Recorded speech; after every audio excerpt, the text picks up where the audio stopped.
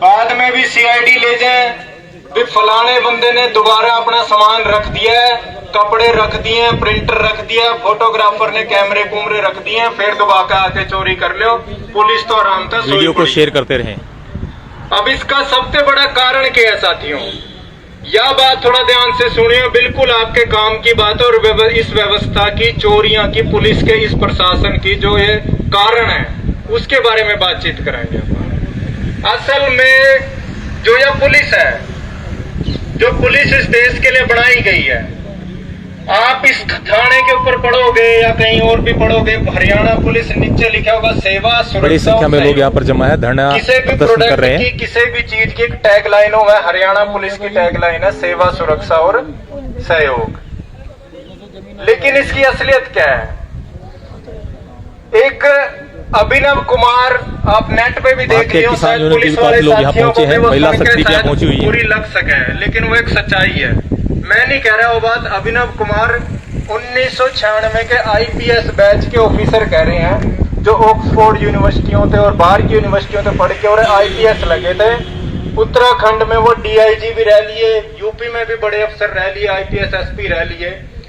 उन्होंने एक इंटरव्यू दिया था, उस इंटरव्यू में एक बात गई थी कि ये जो पुलिस है, ये पुलिस आम जनता के लिए नहीं है।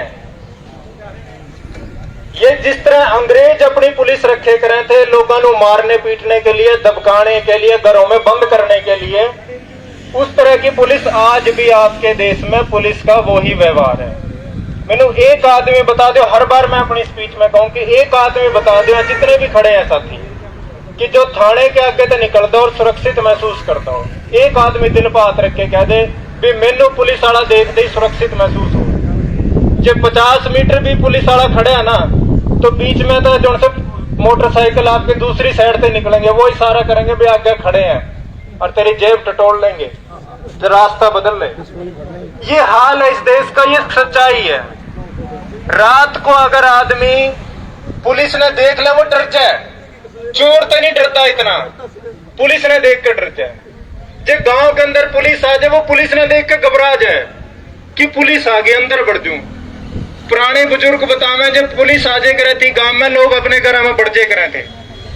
वो कारण क्या था? वो सबसे बड़ा कारण था कि यह मौजूदा पुलिस सरकार के द्वारा बनाई गई लोगों की सुरक्षा के लिए बिल्कुल भी नहीं है। और ये बात मैं कोई भड़ास निकालने थे, गुस्से के और तरीके से नहीं कह रहा हूं, ये मैं बिल्कुल जिम्मेदारी के तहत कह रहा हूं। कानून का विद्यार्थी हूं, वकालत करूं, पूरी जिम्मेदारी के तहत कह रहा हूं। और मैं नहीं कह रहा बड़े बड़े आईपीएस ऑफिसर, शायद पता नहीं है पढ़े, पता नहीं पढ़ते। आईपीएस ऑफिसर प्रकाश सिंह नाम से एक बहुत बड़े आईपीएस ऑफिसर हुए हैं, यूपी के अंदर डीआईजी रह लिए, बड़े बड़े पदों पे रह लिए। उन्होंने बात कही थी कि ये रूरल पुलिस है। रूरल पुलिस मतलब कि जो लोगों पे हमारा राज कायम रखे। छोटे मोटे आपको उदाहरण बताता हूं। आप इस कड़ैल चौक पे मास्क के चलान देखे होंगे काटते हुए, कटे होंगे कई साथियों के, हमने खुद देखे हैं, कटे हैं ना।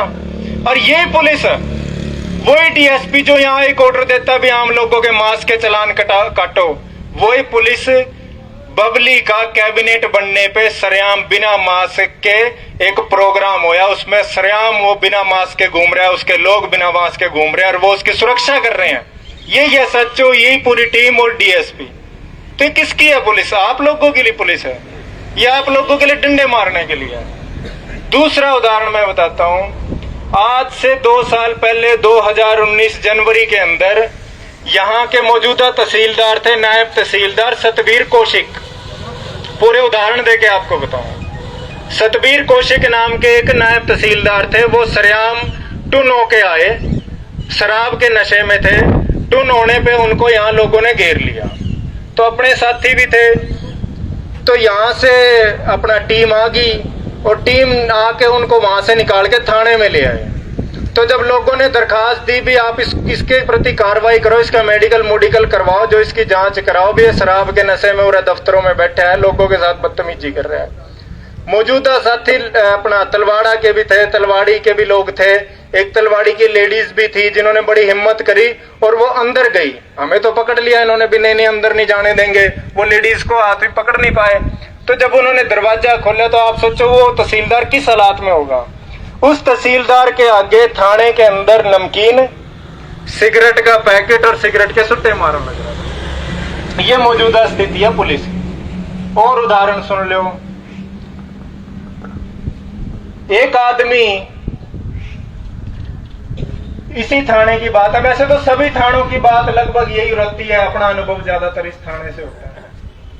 एक अपना साथी आ गया, कोई जाखल में किसी आपस में मानहानि का मसला था, चुनाव का समय था, उसने कोई वीडियो डाल दी जिससे उस चुनाव लड़ने वाले व्यक्ति को थोड़ी सी मानहानि हुई। उसे लगा भी मेरी वोट गिर गई या मेरे को राजनीतिक नुकसान है, तो उसने थाने में यहाँ आके सीधी तस्वीरें दिखा रहे हैं आपको। जाखल थाना फतेहाबाद जिले का जाखल है। जाखल बुला लिया, मैं भी थाने के बाहर से आपको दिखा रहे हैं तस्वीरें, जहां पर धरना प्रदर्शन किया जा रहा है। चली जब भी वहां पुलिस वाले ने क्या बोला, इसका अंदर ले चलो और इसका पटे लाओ। मानहानि के केस का इस थाने वीडियो शेयर करते रहे। लेना नहीं, कोर्ट का मसला है, कोई आरोप नहीं साबित हुआ, ये यही जज बन जाए, यही पटे ला। तो ये आपकी पुलिस है, इनके भरोसे, ये पुलिस इसके भरोसे आपकी सुरक्षा है, आपकी बहन बेटियों की सुरक्षा है, आपके दुकानों की, आपके मकानों की, आपके व्यापार की, आपके शरीर की, आपकी सभी तरह की जिम्मेदारी इस पुलिस की। तो ये बातें बता के मैं आपको कोई भड़काव नहीं पैदा कर रहा और इनकी कोई कमी नहीं कर रहा, ये सच्चाई है, पर्सनल अनुभव है। मैं 2-4 बार इनके फोन भी आते थे किसी मसले पे, मैं वो सारी बातें बताना नहीं चाहता, मैं जानबूझ के सुनता था, मैं देखा इनका क्या रवैया है एक आम आदमी के प्रति, मैं उस तरीके की बात नहीं करता था। ये ऐसे ड्रामा धमकाम है, पता नहीं जैसे भी राजा प्रजा वाला सिस्टम हो, भी ये राजा है और हम इनकी प्रजा है, हम हाथ जोड़ें और इनके दरबार में पेश हों। जी मालिक की ये दरखास्त है, अगर आपका मन करे या मूड हो तो कुछ काम कर लोगे।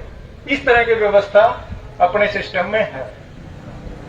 दूसरी बात कि इसका कारण क्या है, इसका कारण जो बड़ा कारण है, इसको ये तो अपने जमीनी हकीकत बताई है, इसका कारण क्या है? इसका कारण है कि आज भी ये देश और ये व्यवस्था, आज भी लोग गुलाम हैं।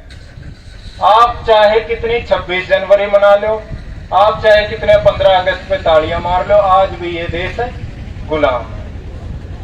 वो गुलाम किस तरीके से है? वो गुलाम रखने के तरीके यही होते हैं कि अपनी पुलिस और अपनी फौज और अपनी सारे तरीकों को ऐसे इस्तेमाल करो वो ज्यादा से ज्यादा जनता को दबा के रख सके। अगर मैं और कड़वी बात कहूं तो 1996 बैच के आईपीएस ऑफिसर अभिनव कुमार ने तो यहां तक कहा कि जैसे अंग्रेज पुलिस को शिकारी कुत्ते की तरह प्रयोग करती थी, आज की सरकारें भी शिकारी प्रयोग करती।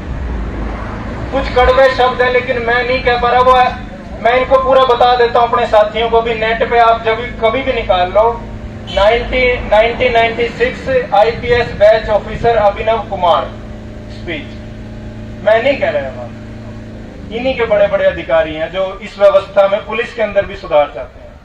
और ये खुद भुक्तभोगी हैं इस सिस्टम के, इन्हें खुद नहीं पता कि ये खुद भुक्तभोगी हैं, क्योंकि इनको तैयार ही ऐसे करा जाता है। सरकारें और व्यवस्था इनको ऐसे तैयार करती हैं कि ये रही जनता और टूट पड़ो इन पे, और ये फिर लाठी डंडे लेकर किसी का सिर फोड़ दिया, किसी का कुछ फोड़ दिया। भी आपने देखा होगा फतेहाबाद के अंदर एसपी को वो आदमी इसलिए सस्पेंड करना पड़ा क्योंकि उस ड्राइवर ने वीडियो बना ली थी। अगर उसकी वीडियो नहीं बना दी तो उसके गंदे इसके पटे लाओ और इसने अंदर करो।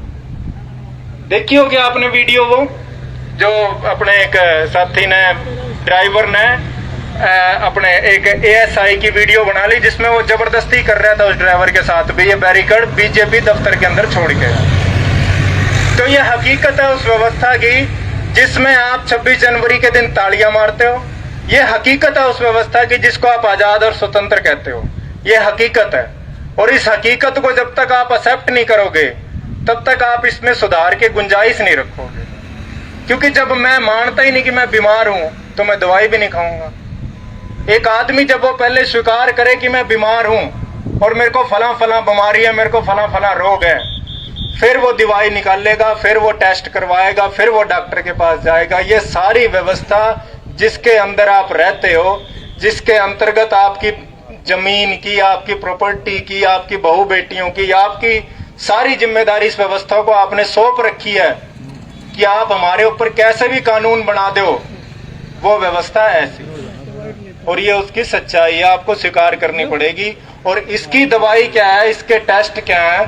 दवाई ये है जो आप बैठे, ये दवाई है इसकी, जो जिस तरीके से आप बैठे हो ना, ये इसकी दवाई है। जितने लोग इकट्ठे होते रहेंगे, इनके खिलाफ लड़ते रहेंगे, ये इसकी दवाई है। हमें इनके साथ बहस नहीं करनी। कोई 19 है, कोई 21 है, इनके साथ बहस करके हम क्या करेंगे, क्या जीत लेंगे? ये तो ऐसे ही है। अब आप एक नीम का पेड़ है, नीम के पेड़ के पास खड़े होकर उसके साथ बहस करते रहो, वो मिठा थोड़ी हो जाएगा। उसका स्वभाव है, इनका स्वभाव है ये काम करना। आप अपना काम करो बस।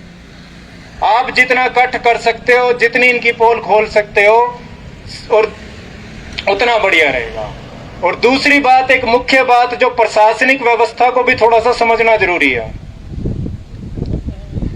असल में जो यहाँ जितने भी अधिकारी हैं, चाहे वो SHO हैं, चाहे वो DSP है, चाहे वो और अन्य कोई कर्मचारी हैं प्रशासन के, पुलिस के, इनकी काम करने की जवाबदेही भी, मैंने इतना काम किया जी, 1 महीने में काम किया और मैंने इतने चोर पकड़े या नहीं पकड़े, किसको जवाब देना है? ये जवाब देना है इनको SP को, और SP को जवाब देना है किसी MLA को, सरकार को। और सरकार में कौन लोग बैठे हैं? सरकार में वो लोग बैठे हैं जो चिट्टा बिकवाने के लिए आतुर हैं, जिनके इलेक्शन शराब पे और पैसों पे चलते हो, वो लोग पुलिस तय करते हैं। ये चाह के भी आप कितना ही कुछ करते रहो, ये चाह के भी आपके प्रति काम नहीं करते। मैं गारंटी, मैं एफिडेविट लिख के दूं आपने, क्योंकि इसकी ट्रांसफर SP ने करनी है। इसकी तनख्वाह जब बढ़ेगी, जब वहां से कोई चिट्ठी आएगी, आप कितने रोते रहो, इसका ट्रांसफर नहीं रोक सकते, आप इसको कुछ नहीं करवा सकते। सारा कुछ वहां से तय होना है। इन्होंने चमचागिरी उसकी करनी है, SP की करनी है, DSP की करनी है, किसी MLA की करनी है, उनके हाथ में सारा सिस्टम है। जनता के प्रति कोई किसी की जवाबदेही नहीं है। और इसकी प्रशासन की, चाहे कोई भी है, चाहे वो सरकारी ये बिजली आ गई, चाहे वो सरकारी दफ्तर ये पुलिस आ गई, चाहे तहसील आ गई, चाहे कोई भी महकमा लगा लो, एक भी कर्मचारी की जनता के प्रति कोई जवाबदेही नहीं है। सारी की सारी जवाबदेही ऊपर है। इनको ऊपर जवाब देना है कि हमने क्या करा, क्या नहीं करा। तो जब हमारे प्रति कोई जवाबदेही है ही नहीं, तो हमारे लिए काम करेंगे क्यों?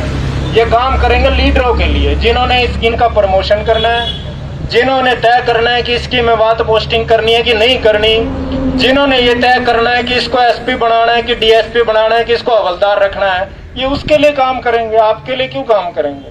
ये आपका भ्रम है। ये जितनी जल्दी भ्रम निकाल दोगे, उतना जल्दी बढ़िया रहोगे। और ये दवाई जितनी इनको पिलाते रहोगे, उतना उतना सुधार होता रहेगा। एक आदमी को जब थाने से फोन आ जाता है, उसका BP बढ़ जाता है। वो 4 आदमियों पे फोन करता है, वो सोचता है भी कोई थाने का दलाल पकड़ लूंगा हम में थे। ये सच्चाई है। कोई आदमी एक खड़े होकर कह दे भी जी मैं थाने में हिम्मत रखता हूं अकेला आने की, उसकी हिम्मत नहीं पड़ती। मैं पेशे से वकील, मेरे पास भी 2-4 बार फोन आया, मैं चलो सुन रहा, माँ भाई क्या कहते हैं, मैं टेस्ट देख रहा था, वो वैसे ही मिला जैसे हम सोचते हैं। तो ये एक जो सच्चाई है उसको एक्सेप्ट करो, फिर ही आप सुधार की तरफ जाओगे। ये चोरियां और ये सारी ये चीजें जितनी भी बढ़ रही हैं, ये नशा जितना भी फैल रहा है, उसका सबसे बड़ा कारण यहाँ की व्यवस्था है। ये नहीं कि भी जाखड़ के अंदर कोई ऐसी कोई लोग हैं भी जाखड़ के लोग ज्यादा नशा करना चाहते हैं, ऐसा नहीं है। इस व्यवस्था का ये सिस्टम है। इस व्यवस्था के अंदर जब बेरोजगारी बढ़ेगी, इस व्यवस्था के अंदर जब एक लाचारी बढ़ेगी, तो उसमें ये चीजें होंगी। और पुलिस प्रशासन इन चीजों के लिए है कि लोगों को कैसे दबा के रखना है, कैसे इनके डंडे मारने हैं, किस तरीके से काम करना है। DSP सुभाष चंद्र पहुंच चुके मौके पर, फतेहाबाद से। तो साथियों, सुभाष चंद्र मौके पर पहुंचे हैं। ये सारी बातें आप आज समझ के जाना कि ये व्यवस्था ऐसी है क्यों है। हो सकता है किसी को मेरी बात कड़वी लगी हो, किसी को मिठी लगी हो, लेकिन एक सच्चाई है ये। और इस सच्चाई को आपको एक्सेप्ट करना पड़ेगा। पुलिस का जैसा बिहेव अंग्रेजों के समय था, आज भी वैसे ही है, कोई ज्यादा फर्क नहीं है। आज भी एक आजादी की लड़ाई की जरूरत है, और वो आजादी की लड़ाई लोग ही लड़ेंगे कभी ना कभी इकट्ठे होकर, वो ही फैसला करेंगे, वो इस देश को सुधारेंगे। दूसरी बात कि जितना भी अपना ये सारा धरना प्रदर्शन जो भी चले, एक अनुशासन के तरीके से चले। जितना अनुशासन आप बना के रखेंगे उतना ही अपने को फायदा होगा, उतने नतीजे होंगे। इसका मैं एक उदाहरण आपके सामने बताऊं। अपने एरिया में फ्लड आता था, बाढ़ आती थी पहले। बाढ़ कोई ये नहीं होती प्राकृतिक होती है, बाढ़ होती है अव्यवस्था। जब पानी बिखर जाए तो वो फसलों को और कॉलोनियों को और गांव को नुकसान पहुंचाता है। और जब उसी बाढ़ को, जब उसी पानी को इकट्ठा करके एक नहर बना देते हैं तो वो सिंचाई के भी काम आता है, पीने के भी काम आता है, क्योंकि वो पानी अब बाढ़ नहीं है, वो फैल नहीं रहा, वो संगठित कर दिया, एक नहर बना दी, एक तरीका उसका तय कर दिया। तो इसलिए संगठित लोग ही लड़ाई जीतते हैं। जिस तरह संगठित पानी किसी के काम आता है वो बाढ़ नहीं बनता, इसी तरह संगठित लोग और संगठन ही आगे की कार्रवाई को जितना अच्छा अंजाम देंगे उतने अच्छे नतीजे निकलेंगे। मैं सारे साथियों से अपील करूंगा कि इस लड़ाई को अंजाम तक लेके जाएं। ये ना हो कि 1-2 घंटे बैठ के आप एक संतुष्टि अपने मन में लेके चल जाए, एक फीलिंग लेके चल जाए, एक झंडा हमने उठाया था और बस हो गया काम। इस तरीके से नहीं होने वाला। एक पूरा एक जोर शोर से एक नारा लगाएं ताकि एसपी के दफ्तर तक ये आवाज जाए, इंकलाब जिंदाबाद, इंकलाब जिंदाबाद, इंकलाब जिंदाबाद, पुलिस प्रशासन मुर्दाबाद, पुलिस प्रशासन मुर्दाबाद, पुलिस प्रशासन मुर्दाबाद, किसान मजदूर एकता जिंदाबाद, किसान मजदूर एकता जिंदाबाद। धन्यवाद सर। जानना चाहिए क्या मतलब आज ये जो धरना प्रदर्शन लगाया गया है, क्या विषय है, क्या वजह रही है? ये देखिए, कोई चोरी की एक हद होती है ना, वो हद क्रॉस हो चुकी है। एक ही दुकान में थाने के 100 मीटर दूर पे 40 दिन के अंदर उसी दुकान में दोबारा चोरी हो रही है। तो इससे ज्यादा मान लो शर्मनाक हरकत हो नहीं सकती कि पुलिस के बगल में चोरी हो रही है, एक ही दुकान में बार बार चोरियां हो रही है। इसी जगह पे पहले भी धरना लगाया गया था और प्रशासन ने आश्वासन बिल्कुल पहले आश्वासन दिया। इनमें इन्होंने मान लो उसी जिस तरीके की पुलिस है और उसी तरीके की कार्रवाई इन्होंने पहले कह दिया भी ये कमेटियां बना दी, नशे की बना दी, चोरी की बना दी, ना अब तक नशा कम हुआ, ना अब तक चोरियां कम हुई। पुलिस की क्या भूमिका है इस मामले में? पुलिस की भूमिका, पुलिस अभी भी कह रही थी कि आप उठ जाओ और आपको मान लो ये पुलिस इस पे नशे पे और चोरी पे कार्रवाई कर देंगे। डीएसपी सुभाष चंद्र जी मौके पहुंचे, क्या लगता है आपको, क्या आश्वासन मिलेगा? देखिए, आश्वासन के तौर पे वही है, ये लारे लप्पे लगा देते हैं, जैसा पुलिस का स्वभाव होता है कि एक बार लोगों को तोड़ दो और बस ये बेचारे अपने आप उठ के चले जाएंगे। इस बार ऐसा नहीं होगा। सर, कितने देर का धरना लगाया गया? अगर आपकी मांग नहीं मानी जाती तो आगे की रणनीति क्या रहेगी? देखिए, आगे की रणनीति यही है कि हर आदमी जाखड़ के अंदर घबराया हुआ है। उसको ये लगता है कि मेरी दुकान में रात को चोरी ना हो जाए, मेरा बच्चा सुरक्षित जा रहा है, क्या पता वो मेरे बच्ची के साथ छेड़छाड़ ना हो जाए। इस वजह से एक दिक्कत है, थोड़ा सा हर आदमी महसूस कर रहा है, असुरक्षित महसूस कर रहा है। कितने टाइम से चोरियों की शिकायतें बढ़ रही हैं और क्या क्या कारण इसके पीछे है? ये चोरियां देखिए पिछले 6 महीने से एक अति हो रही है। आप पीछे कुछ रिपोर्टें अंदर से लीजिए जाके, 15 दिन तो डेली चोरी हुई है, हर दिन चोरी हुई है। कई बार तो और कुछ घटनाएं ऐसी हैं जिनकी पुलिस में मान लो दर्ज भी नहीं कर होती शिकायत। छोटी मोटी चोरियों की तो शिकायत दर्ज भी नहीं करने आते लोग। अगर उनको शामिल करा जाए तो मेरे ख्याल से एक दिन में 2-2, 3-3 चोरियां नहीं। एक सवाल और, नशे को लेकर सवाल उठ रहे हैं बार बार ग्रामीण वासियों के द्वारा, इसके बारे में क्या कहना चाहोगे? देखिए, नशा जो है मान लीजिए सरकारों का भी हाथ है उसमें, प्रशासन का भी हाथ है, जाखल भी उसी कड़ी में एक हिस्सा है। तो जितना भी मान लीजिए यहाँ पुलिस से बनता है वो उतनी भी कार्रवाई नहीं करती। सरेआम लोगों ने नाम दे दिए कि भाई फलां आदमी नशा बेच रहा है, उस पर कार्रवाई करते हो पुलिस, जब भी कोई कार्रवाई। जाखल की 2 सीमाएं पंजाब से लगती है, तो उसके पीछे भी क्या कारण है कि पंजाब की जो सीमाएं है, बॉर्डर है, इस वजह से भी जो नशे का कारोबार ज्यादा बढ़ा हुआ है? देखिए, पंजाब की सीमा है लेकिन हरियाणा के पास अपना एक प्रशासन है, अपनी एक पुलिस है, अपनी एक पावर है, वो सब कुछ कर सकती है। जब पुलिस पंजाब और हरियाणा के बॉर्डर पे खड़ी होकर चालान काट सकती है, मास्क के चालान काट सकती है, और मोटरसाइकिल और गाड़ियों के चालान काट सकती है, तो क्या नशे का चालान नहीं काट सकती? जब इन चीजों को रोक सकती है तो ये नशा क्या है इनके सामने। और कहीं पत्रकार साथियों को बेनती है भी, जो मंच है ना, मंच के करीब इस तरह का कोई भी बाइक ना ले, परा ले ले, मंच की व्यवस्था ना फैला, में मंच चालन दे।